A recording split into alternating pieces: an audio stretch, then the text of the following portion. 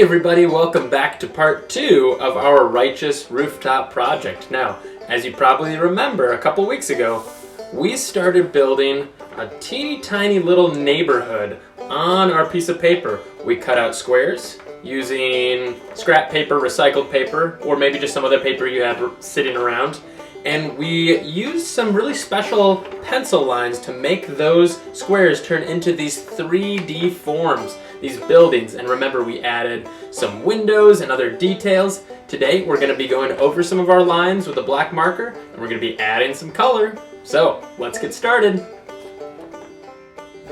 Okay, here we go. We are completing our Righteous Rooftop project, and got my pencil drawing all ready to go. My pieces are all glued on. If you need to put a little extra glue onto the corners to get them to stay down, you can do that. Now I have some markers, I've got some crayons, and I've got a couple of different dark colored markers. Now, if you don't have a Sharpie marker at home, like this, you could certainly use just a black marker, or you could even go over these lines again with pencil and just color a little bit darker. We want something to just make those lines stand out just a little bit more. So I'm actually gonna take my Sharpie marker and I'm gonna start going over some of my lines from last time. But something I want you to remember with Sharpie is, if you're working with Sharpie, it's usually a good idea to put something underneath your paper so the Sharpie doesn't bleed through on the table, because that Sharpie marker permanent ink can really leak through sometimes. So I've got just a piece of scrap paper here, a drawing I did earlier that I don't mind if it gets a little Sharpie on it. I'm gonna place it right under my paper.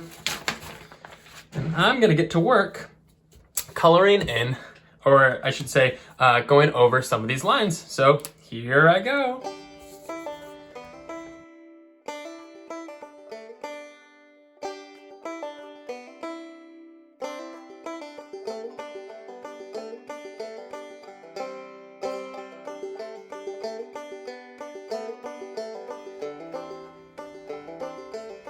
All right, so I've pretty much Sharpied over all of my previous lines. I added a couple more details to my drawing.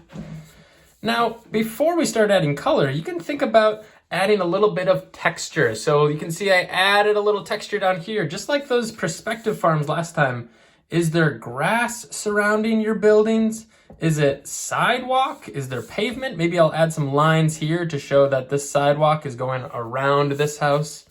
And also, on the tops of our roofs, what kind of things could be happening? I know that some people put things like gardens on their roof. Some people put water collection materials up on the roof. Maybe a solar panel. I think I'm gonna make a solar panel on top of this building. And how I'm gonna do that is, I'm gonna make a large rectangle that has two little stands coming down, and I'll add some stripy lines.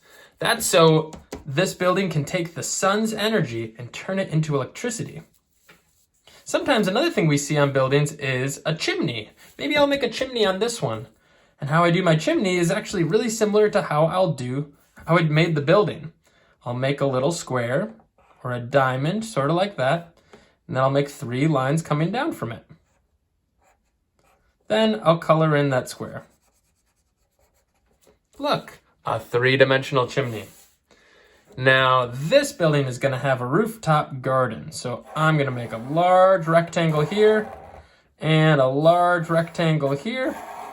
I wonder what kind of things could grow in the garden.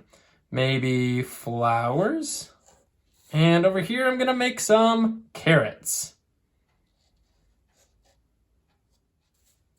There's my rooftop garden. Okay, I think I'm ready to add color.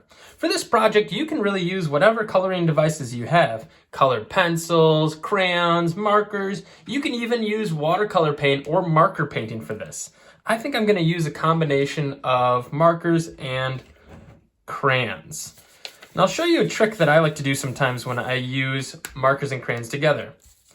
I'm actually gonna start by coloring the outline of each face of this house or this building, sort of like this, kind of like how we did marker painting. And then I'm gonna use crayon to fill it in.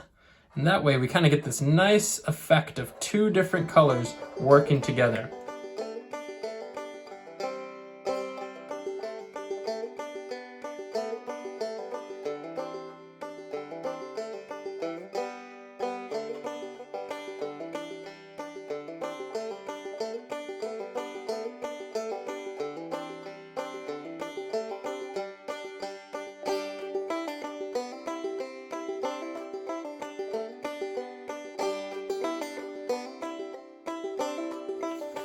All right, my buildings are mostly all filled in. I still got to color in the windows and doors, but did you notice what I did there?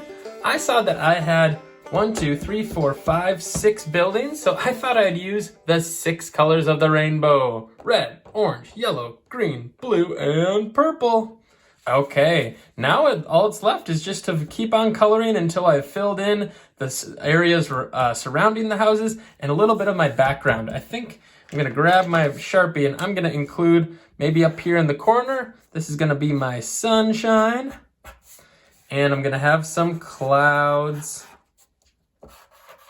And remember, this is our horizon line back here. So the sky is gonna come all the way down to there. So maybe I'll grab my marker and just start filling in my sky. See, starts at the horizon, all the way up to the top of the paper.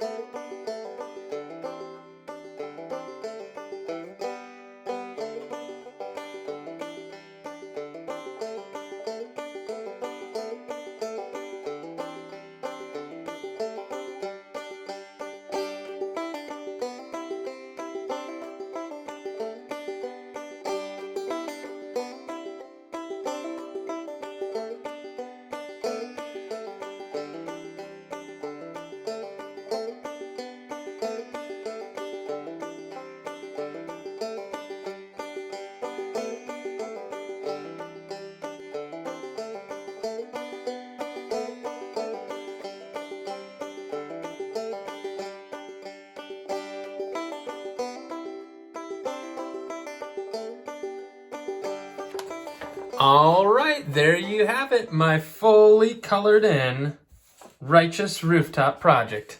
I added just a couple more details. You can see that I colored in the solar panel, that nice blue, and I wanted to include something else on that roof. So on this rooftop, I included a hot tub. I used a combination of crayons and markers for this, but you can use whatever type of colors that you want. Just make sure that you're trying your best to fill in the entire picture. I can't wait to see what you come up with, Van Heist. I'm really excited to see your Righteous Rooftop project all finished. Thanks so much for watching, and don't forget to post a photo on Seesaw. See you next time.